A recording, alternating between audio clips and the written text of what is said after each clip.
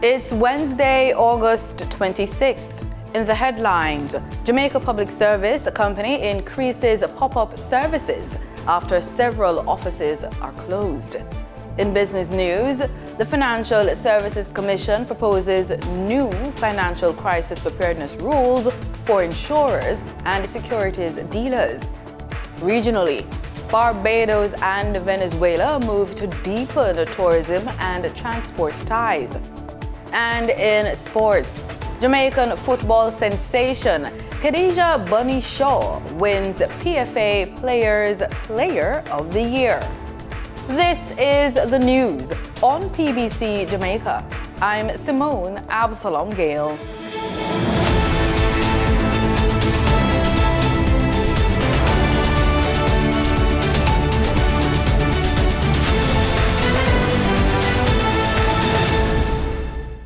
The Jamaica Public Service Company has introduced a Community Connect pop-up program to improve customer access following the closure of 10 of its 15 customer service offices across the island. The move follows recommendations from the Office of Utilities Regulation after its Phase 2 impact assessment into the effects of the office closures. The pop-up program, running from July to December, will provide face-to-face assistance with billing and account queries, service applications, reconnections, outage concerns, and digital services. JPS says bi-monthly events are being held in St. Thomas, Clarendon, and Westmoreland, while similar events began in August in Hanover, St. Mary, Portland, and Trelawney. Monthly pop-ups are scheduled to begin in St. Elizabeth in September. JPS has also expanded access through the My JPS mobile app, Portmore My JPS Care Hub, voice support, live chat, and other digital services. Residents of Bunkers Hill and neighboring communities in Clarendon now have access to potable water following the completion of the Bunkers Hill water supply project. The $91.6 million project was officially commissioned recently by Portfolio Minister Matthew Samuda.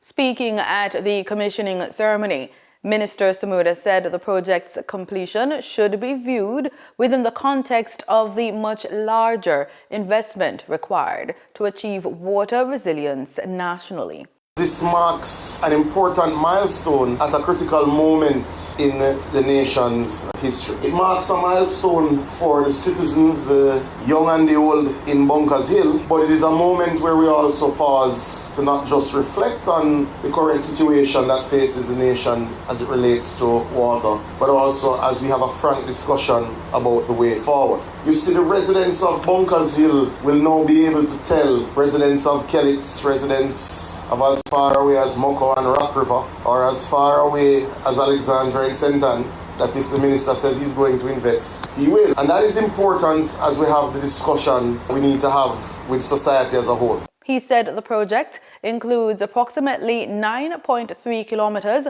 of new transmission and distribution pipelines, as well as a solar-powered pumping system that is intended to reduce operating costs.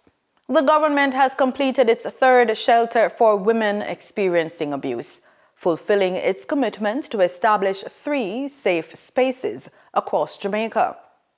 During a post on social media, Minister of Culture, Gender, Entertainment and Sport, Olivia Grange, said the facility will provide more than a temporary protection. This third shelter will provide more than just a safe space. It will also provide a space where they will transition to being trained, given skills, and then transition out back into a normal life. She said the shelters are also equipped to accommodate mothers and children, including families requiring extended support. You should know that approximately 1 in 4 women in Jamaica experiences physical or sexual intimate partner violence in their lifetime. According to Minister Grange, a third facility of this kind means Jamaica now has island-wide shelter coverage. I am pleased that we are now able to cover the island, and we have organizations that we work as a network to ensure that we can provide that mechanism to move our women into safe spaces when they are in danger. According to the ministry's Bureau of Gender Affairs, most victims do not immediately report abuse to law enforcement, often turning instead to personal networks and only seeking police help during severe emergencies. Deputy Prime Minister and National Security and Peace Minister Dr. Horace Chang welcomed the development, describing the shelter as an important intervention for vulnerable communities. It's a welcome signal. As I said, it indicates the last of what was initially planned, 3 shelters to a building. Minister Grange has been working at this, and the business group has given support with funding from both international and consolidated funds. The facility is scheduled to be officially taken over on September 1 and will be staffed by that time. Minister Grange says the date on which the shelter will begin accepting women will be announced later. They just have to call the hotline, and we will ensure that they are taken into safe spaces. The Students' Loan Bureau is urging more borrowers to take advantage of its debt reset initiative, which has now been extended to the end of the year. Thousands of customers have already received credits and waivers under the program, as the Bureau urges borrowers to regularize their accounts. They were guests on a recent JIS think tank. Denita Rodney has more. With the deadline now extended to December 31, 2026, manager of the Debt Recovery Unit at the SLB, Owen Watson, is making another appeal to eligible borrowers to apply for its Debt Rest initiative. We encourage our customers who would have not yet applied to go on the website and apply. We believe it is a very good opportunity to rehabilitate your loans, to ensure that you can repair your credit rating, and to ensure that you are repaying your loan in a satisfactory way. So the Bureau encourages customers now to go on and apply. The program is still ongoing and expires December. Mr. Watson says more than 8,000 customers have applied under the program's good standing component, which is available to borrowers whose accounts were current up to October 31, 2025. The good standing customers, they receive a credit of up to $100,000 directly applied to their loans. To date, these credits would have already been applied to the tune of $834 million. 8,552 customers would have benefited directly. For the delinquent customers, those customers stand to benefit from waivers. These waivers include 100% of insurance charges, 100% of late fee, and 50% of accumulated interest arrears will be waived once they apply. Meanwhile, nearly 4,000 delinquent SLB customers have received waivers under the program, according to Debt Recovery Unit Supervisor Cornelius Hilton. As of July 31st, 2026, we have approximately just under 12,000 customers that have benefited from the program. We have wherein that just under 9,000 customers have benefited from the good standing option, and then we have just under 4,000 customers that have benefited from the delinquent aspect. Also, in terms of figures, the good standing customers have the total amount credited to the good standing customers amounts to approximately $835 million, whereas the delinquent customers have benefited from approximately $300 million in waivers. Both speakers are urging borrowers to use the remaining 5 months of the program, for which the SLB has allocated approximately $2 billion. Reporting for the news on PBCJ, I am Denida Rodney. Caribbean broadcasters are being urged to put trust, authenticity, and human verification at the center of their response to the growing influence of artificial intelligence in the media.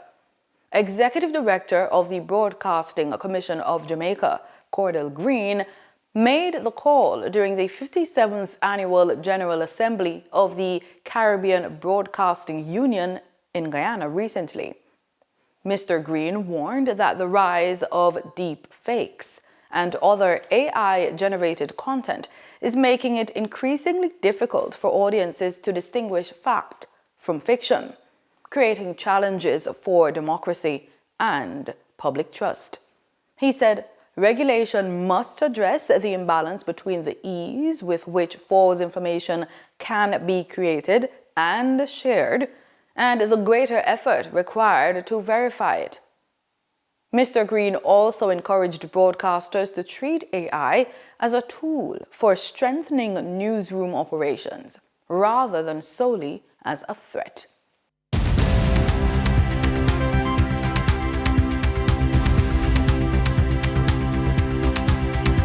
In the business report, insurance companies and securities dealers could be required to prepare for financial crises in advance, test their recovery plans annually, and notify the Financial Services Commission within 3 business days when specified signs of financial distress emerge. The proposed FSC recovery planning framework would require affected firms to identify measures they could take to restore financial stability following a severe shock, including raising capital, limiting dividends, selling assets or business lines, and transferring client accounts. The rules would apply to prescribed financial institutions and financial holding companies in Jamaica's insurance and securities sectors. The FSC says the framework is designed to detect financial problems early, protect policyholders, investors, and client assets, and reduce the risk of further disorderly institutional failures or the need for extraordinary public support. Denise Williams has more news from the world of business. Security company, the Guardsman Group, has announced its expansion to the Eastern Caribbean, more specifically St. Lucia, St. Vincent, and Barbados. Guardsman already has a presence in the Bahamas and Bermuda. Such is Guardsman's reputation in St. Lucia that it provides security services for the 4 commercial banks there, namely Republic Bank, First National Bank, Bank of St. Lucia, and CIBC. Janine Henry, General Manager for Guardsmen in St. Lucia, told R Today that we provide armed and unarmed guarding services. In some territories, we provide canine guarding. We also do cash management in transit, replenishments, and serving ATMs across all 3 islands. Our services also include cash processing and deposit processing. Then there is alarm monitoring and response. In some cases, we do hardware installations. Guardsman Group Deputy Executive Chairman Nicholas Benjamin observed, "There's a lot of technology adoption in theory, but what we see in the Eastern Caribbean is a hunger for smart solutions. Once adoption solidifies, take-up will come quickly. We are drilling down on what differentiates us from our competitors." For the trading period of August 25, 2026, the most actively traded securities were Trans-Jamaica Highway Limited with 4,464,633 units representing 15.87% of market sales. Woodcats International Limited with 4,427,574 units representing 15.74% of market sales. JMMB Group Limited 9.5% shares with 2,266,008 units representing 8.0% of market sales. Investor activity remained concentrated in distribution and transportation plays, signaling continued interest in dividend-producing and strategic assets. Turning to the foreign exchange market based on Bank of Jamaica data for August 25, 2026, forex traders recorded significant activity with strong demand across major currencies.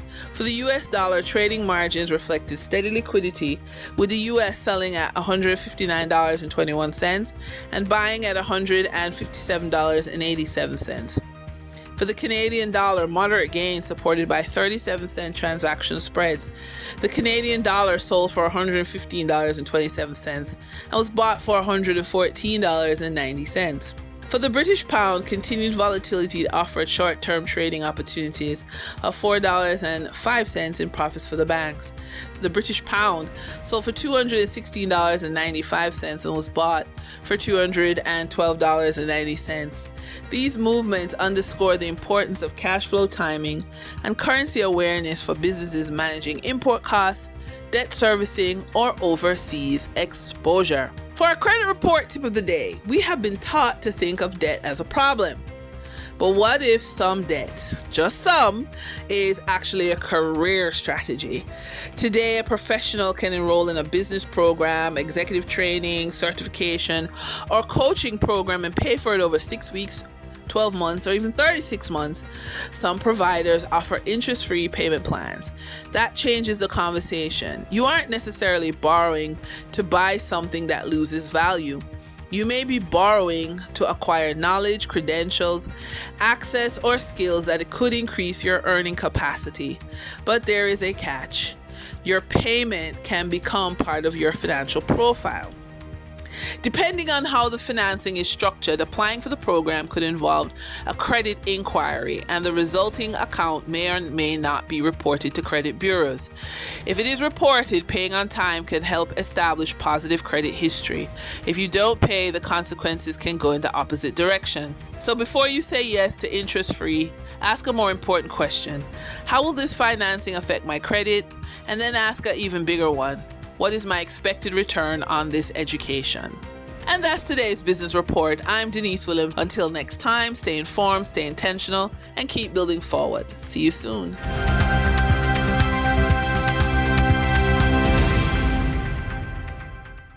In regional news, Barbados and Venezuela are moving to deepen tourism and trade ties with plans for a new bilateral tourism agreement, multi-destination travel packages, and a direct maritime cargo route.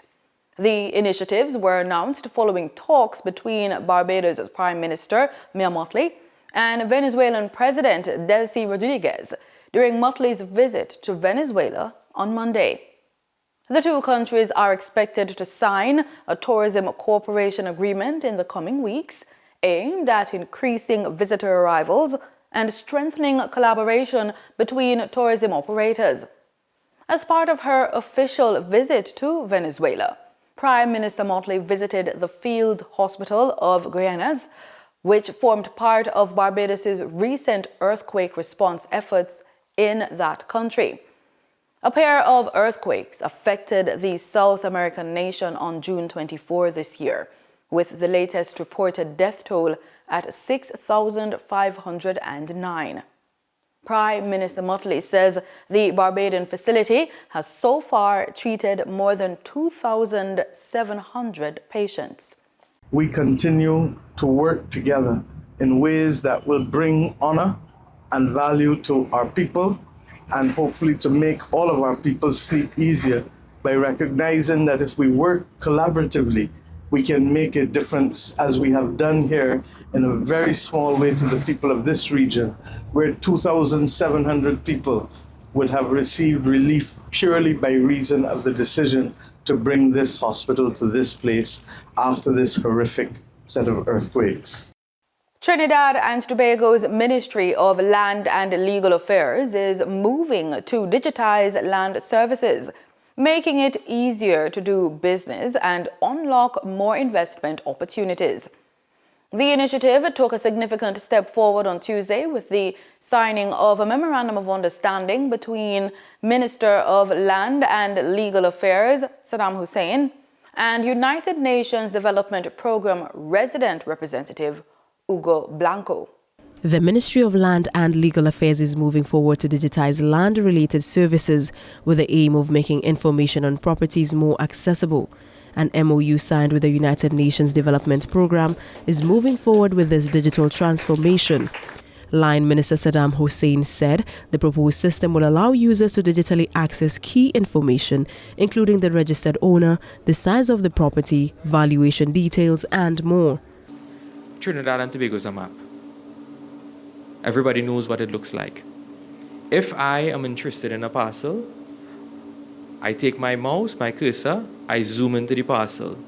I click on the parcel. When I open the parcel, it must tell me, Karen Bridgewater is the owner of this land. The land measures 5,000 square feet. We get that information from the Surveys and Mapping Division. If I want to do a transaction with the land, I have to pay taxes, stamp duty, and so on. The Valuation Division, their baseline figures, already uploaded, so you have an average of what you will pay to the state in terms of those transfers and so on. Minister Hussein said this modernization is critical to attracting investment, as investors need timely information on the location, value, and the permissions associated with the available land. And if I can't tell them where the land is, if I can't tell them what the value of the land is, if I can't tell them about the permissions of the land, we will get nowhere with the investors. So this is the backbone of one of our thrusts in terms of keeping our doors open to the global community, so that we will now have foreign currencies flowing back into our shores, we will have investors back in Trinidad and Tobago, and we will take back our place in the Caribbean as the largest, fastest growing Caribbean country in this part of the hemisphere. Meanwhile, UNDP resident representatives Hugo Blanco stressed that the system must be built around trust, transparency, and inclusion. People should be able to understand what's required, track their progress, and trust the information which decisions are made.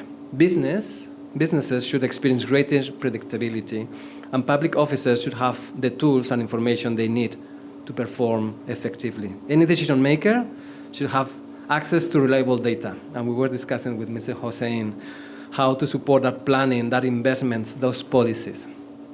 So trust, transparency, and inclusion must remain at the heart of this exercise. With this system, Minister of Foreign and CARICOM Affairs Sean Sobers noted a reduction in cost and time, while supporting government's efforts to restore confidence and strengthen fiscal stability. The stronger systems, greater transparency, and reduced administrative costs envisaged under this initiative will support the government's objective of restoring confidence and fiscal stability. Of particular significance is the participation of the United Nations Development Programme in this collaborative undertaking. Trinidad and Tobago has long valued its partnership with the United Nations system and the support it has provided toward national development. According to Minister Hussein, the signing of the MOU marks the start of a broader effort to modernize land-related services and create a more efficient and transparent system for citizens, businesses, and investors. Faith Chariot, TTT News. The Commonwealth Foundation's Director General, Razmi Farouk, is in Antigua and Barbuda for talks ahead of November's Commonwealth Heads of Government meeting. Discussions are focusing on preparations for the People's Forum and the role of the creative economy in driving growth and diversification.